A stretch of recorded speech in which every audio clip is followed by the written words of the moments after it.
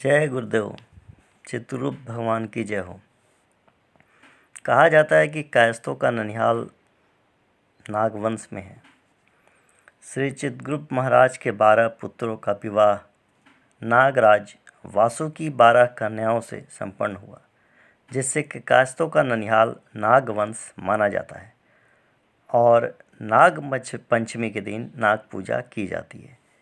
माता सूर्य दक्षिणा नंदिनी श्राद्ध देव की कन्या के 4 पुत्र कश्मीर के आसपास जाकर बसे तथा एरावती शोभावती के 8 पुत्र गौड़ देश के आसपास बिहार, उड़ीसा तथा बंगाल में जाकर बसे। बंगाल उस समय गौड़ देश कहलाता था। पद्म पुराण में इसका उल्लेख किया गया है। माता सूर्य दक्षिणा नंदिनी के पुत्रों का विवरण सुनिए। पहला भानु, जिसे श्रीवास्तव कहते हैं, उनका राशि नाम धर्मध्वज था। चित्रगुप्त जी ने श्री भानु को श्रीवास यानी श्रीनगर और कांधार के इलाके में राज्य स्थापित करने के लिए भेजा था। उनका विवाह नागराज वासुकी की पुत्री पद्मिनी से हुआ था। उस विवाह से श्री देवदत्त और श्री घनश्याम नामक 2 दिव्य पुत्रों की उत्पत्ति हुई। श्री देवदत्त को कश्मीर का एवं श्री घनश्याम को सिंधु नदी के तट का राज्य मिला। श्रीवास्तव 2 वर्गों में विभाजित है तथा यथाखर एवं दूसरा कुछ अल है। दूसरे हुए विभानु सूर्यध्वज, उनका राशि नाम श्याम सुंदर था। उनका विवाह देवी मालती से हुआ। महाराज चित्रगुप्त ने श्री विभानु को कश्मीर के उत्तर क्षेत्र में राज्य स्थापित करने के लिए भेजा। चूँकि उनकी माता दक्षिणा सूर्यदेव की पुत्री थी, तो उनके वंशज सूर्यदेव का चिन्ह अपनी पताका पर लगाएं और सूर्यध्वज नाम से जाने गए। अंततः वह मगध में आकर बसे। तीसरे हुए विश्वभानु यानी वाल्मीकि। उनका राशि नाम दीनदयाल था और वह देवी शाकंभरी की आराधना करते थे। महाराज चित्रगुप्त जी ने उनको चित्रकूट और नर्मदा के समीप वाल्मीकि क्षेत्र में राज्य स्थापित करने के लिए भेजा गया था। श्री विश्वभानु का विवाह नाग कन्या देवी बिंबवती से हुआ। उन्होंने अपने जीवन का एक बड़ा हिस्सा नर्मदा नदी के तट पर तपस्या करते हुए बिताया। तपस्या के समय उनका पूर्ण शरीर वाल्मीकि नामक लता से ढका हुआ था। उनके वंशज वाल्मीकि नाम से जाने गए और वल्लभ पंथी बने। उनके पुत्र श्री चंद्रकांत गुजरात में जाकर बसे तथा अन्य पुत्र अपने परिवार के साथ उत्तर भारत में गंगा और हिमालय के समीप प्रवासित हुए। आज वह गुजरात और महाराष्ट्र में पाए जाते हैं। गुजरात में उनको सल्लवी कायस्थ भी कहा जाता है। चौथे वे वीर्यभानु यानी अस्थाना। उनका नाम माधवराव था और उन्हीं ने देवी सिंध ध्वनि से विवाह किया। ये देवी शाकंभरी की पूजा किया करते थे। महाराज चित्रगुप्त ने श्री वीर्यभानु को आदि स्थान में राज स्थापित करने के लिए भेजा। उनके वंशज अस्थाना नाम से जाने गए और रामनगर वाराणसी के महाराज ने उन्हें अपने 8 रत्नों में स्थान दिया। आज अस्थाना उत्तर प्रदेश के कई जिले और बिहार के सारण, सिवान, चंपारण, मुजफ्फरपुर, सीतामढ़ी, दरभंगा और भागलपुर के कई क्षेत्रों में रहते हैं। मध्य प्रदेश में भी उनकी संख्या ध्यान रखने योग्य है, क्योंकि वहाँ भी वो पाए जाते हैं। माता एरावती शोभावती के पुत्रों का विवरण। पहले चारु यानी माथुर व गुरु मथुरा के शिष्य थे। उनका राशि नाम धुरंधर था और उनका विवाह देवी पंकजाक्षी से हुआ। वह देवी दुर्गा की आराधना करते थे।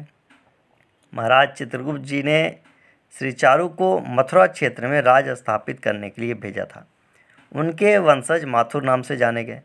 उन्होंने राक्षसों को हराकर मथुरा में राज स्थापित किया। इसके पश्चात उन्होंने आर्यावर्त के अन्य हिस्सों में भी अपने राज का विस्तार किया। मथुरा माथुरों ने मथुरा पर राज करने वाले सूर्यवंशी राजाओं जैसे इक्ष्वाकु, रघु, दशरथ और राम के दरबार में भी कई पद ग्रहण किए।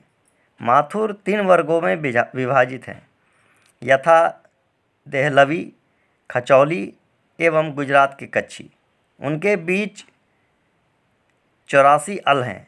कुछ अल इस प्रकार हैं: कटारिया, सहरिया, ककरानिया, दवारिया, दिलवारिया, तावाकले, राजौरिया, नाग, गलगोटिया, सरवारिया, रानौरिया इत्यादि।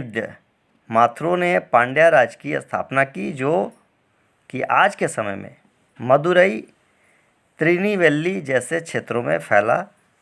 माथुरों के दूत रोम के ऑगस्टम कैसर के दरबार में भी गए थे। दूसरे सुचारू गौड़ जो हैं वह गुरु वशिष्ठ के शिष्य थे। उनका राशि नाम धर्मदत्त था। वह देवी शाकंभरी की आराधना करते थे। महाराज चित्रगुप्त जी ने श्री सुचारू को गौड़ क्षेत्र में राज स्थापित करने के लिए भेजा था। श्री सुचारू का विवाह नागराज वासुकी की पुत्री देवी मंदिया से हुआ था। गौड़ 5 वर्गों में विभाजित है: पहला खरे, दूसरा दूसरे, तीसरा बंगाली, चौथा देहलवी और 5वां वदन यूनी। गौड़ कायस्थ को 12 अल में बांटा गया है। गौड़ कायस्थों में महाभारत के भगदत्त और कलिंग के रुद्रदत्त प्रसिद्ध हैं। तीसरे चित्राख्य यानी भटनागर व गुरु भट्ट के शिष्य थे। उनका विवाह देवी भद्रकालिनी से हुआ था। वह देवी जयंती की आराधना करते थे। महाराज चित्रगुप्त जी ने श्री चित्रार्थ को भट्ट देश और मालवा में भट्ट नदी के तट पर राज स्थापित करने के लिए भेजा था। उन्होंने चित्तौड़ एवं चित्रकूट की स्थापना की और वहीं बस गए। उनके वंशज भटनागर के नाम से जाने गए। भटनागर 84 अल में विभाजित है। कुछ अल इस प्रकार हैं: दासनिया, भतनिया, कुचानिया, गुजरिया, बलीवाल, महिवाल, बरसानिया इत्यादि। भटनागर उत्तर भारत में कायस्थों के बीच एक आम उपनाम है। मतिभान, हस्तिवर्ण यानी सक्सेना, माता शोभावती इरावती के तेजस्वी पुत्र का विवाह देवी कोकलेश से हुआ। वे देवी शाकंभरी की पूजा करते थे। चित्रगुप्त जी ने श्री मतिमान को शक इलाके में राज स्थापित करने भेजा। उनके पुत्र एक महान योद्धा थे। उन्होंने आधुनिक काल के कांधार और यूरेशिया भूखंडों पर अपना राज स्थापित किया। चूँकि वह शक थे और शक साम्राज्य से थे तथा उनकी मित्रता सेन साम्राज्य से थी, तो उनके वंशज सक्सेन या सक्सेनप कहलाए। आधुनिक ईरान का एक भाग उनके राज्य का हिस्सा था। आज वे कन्नौज, पीलीभीत, बदायूं, फर्रुखाबाद, इटावा, मैनपुरी और अलीगढ़ में पाए जाते हैं। सक्सेना खरे और दूसरे में विभाजित है और इस समुदाय में 106 अल हैं। कुछ अल इस प्रकार हैं: जोहरी, हजेला, अधौलिया, रायजादा, कोदेसिया, कानूनगो, बरतरिया, बिसारिया, प्रधान और दरबारी रावत, सहरिया, दलेला इत्यादि। और कमोजिया भी है, अगोचिया भी है, सिन्हा, मोरिया, कमोजिया, अगोचिया, सिन्हा, मोरिया इत्यादि। 5वें हिमवान अम्बस्ट, उनका राशि नाम सरंधर था और उनका विवाह देवी भुंजगाछी से हुआ। वह देवी अम्बा माता की आराधना करते थे। गिरनार और काठियावाड़ के अम्बा स्थान नामक क्षेत्र में बसने के कारण उनका नाम अम्बस्ट पड़ा। श्री हिमवान की 5 दिव्य संतानें हुई: श्री नागसेन, श्री गयासेन, श्री गयादत्त, श्री रतनमूल और श्री देवधर। ये पांचों पुत्र विभिन्न स्थानों में जाकर बसे और इन स्थानों पर अपने वंश को आगे बढ़ाया। इनका विभाजन नागसेन 24 अल, गयासेन 35 अल, गयादत्त 84 अल, रतनमूल 25 अल, देवधर 21 अल में है। अंततः वह पंजाब में जाकर बसे, जहाँ उनकी पराजय चंद्रगुप्त मौर्य के हाथों हुई। अंबस्ट कायस्थ विजातीय विवाह की परंपरा का पालन करते हैं और इनके लिए खास घर प्रणाली का उपयोग करते हैं। इन घरों के नाम उपनाम के रूप में भी इस्तेमाल किए जाते हैं। ये खास घर जिनसे मगध राज के उन गांवों का नाम पता चलता है जहां मौर्य काल में तक्षशिला से विस्थापित होने के उपरांत अंबस्ट आकर बसे थे। इनमें से कुछ घरों के नाम हैं भीलवार, दुमरवे, बदियार, भरथुआर, निमैयार, जमुआर, कतरयार, पर्वतियार, मंदिलवार, मैजोरवार, रुखैयार, मलदिहयार, नंदकुलियार, गहिलवार, गयावार, बरियार, बरतियार, राजगृहार, देघगढ़वे, कोचगवे, चारगवे, विरनवे, संदवार, पंचबरे, सकलदिहार, करपटने, हरघवे, जयपुरिया इत्यादि। छठे हुए चित्रचारू यानी निगम। उनका राशि नाम सुमंत था और उनका विवाह असगंधमती से हुआ। वह देवी दुर्गा की आराधना करते थे। महाराज चित्रगुप्त जी ने श्री चित्रचारू को महाकौशल और निगम क्षेत्र सरयू नदी के तट पर जो है में राज्य स्थापित करने के लिए भेजा। उनके वंशज वेदों और शास्त्रों की विधियों से या विधियों में परंपरागत थे, जिससे उनका नाम निगम पड़ा। आज के समय में कानपुर, फतेहगढ़, हरिमपुर, बंदा, जलाओ, महोबा में रहते हैं। वह 43 अल में विभाजित हैं। कुछ अल इस प्रकार हैं: कानूनगो, अकबरपुर, अकबराबादी, रीतामपुरी, चौधरी, कानूनगो बाघा, कानूनगो जयपुर, मुंशी इत्यादि। सातवें चित्रचरण यानी कर्ण। उनका राशि नाम दामोदर था एवं उनका विवाह देवी कोकल सुता से हुआ। वह देवी लक्ष्मी की आराधना करते थे और वैष्णव थे। महाराज चित्रगुप्त जी ने श्री चारून को कर्ण क्षेत्र यानी आधुनिक कर्नाटका में स्थापित राज्य को स्थापित करने के लिए भेजा था। उनके वंशज समय के साथ उत्तरी राज्यों में प्रवासित हुए और आज के समय में नेपाल, उड़ीसा एवं बिहार में पाए जाते हैं। उनकी बिहार की शाखा 2 भागों में विभाजित है: गयावाल कर्ण जो गया में बसे और मैथिली कर्ण जो मिथिला में जाकर बसे। इनमें दास, दत्त, देवोकंठ, निधि, मल्लिक, लाभ, चौधरी, रंग आदि पदवी प्रचलित है।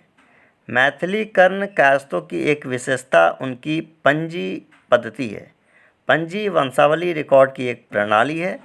कर्ण 360 अल में विभाजित हैं। इस विशाल संख्या का कारण वह कर्ण परिवार है, जिन्होंने कई चरणों में दक्षिण भारत से उत्तर की ओर पलायन किया। इस समुदाय का महाभारत के कर्ण से कोई संबंध नहीं है। 8वें चारून श्री अति निंद्रिय यानी कुलश्रेष्ठ। उनका राशि नाम सदानंद है और उन्होंने देवी मंजू भासिनी से विवाह किया। वह देवी लक्ष्मी की आराधना करते हैं।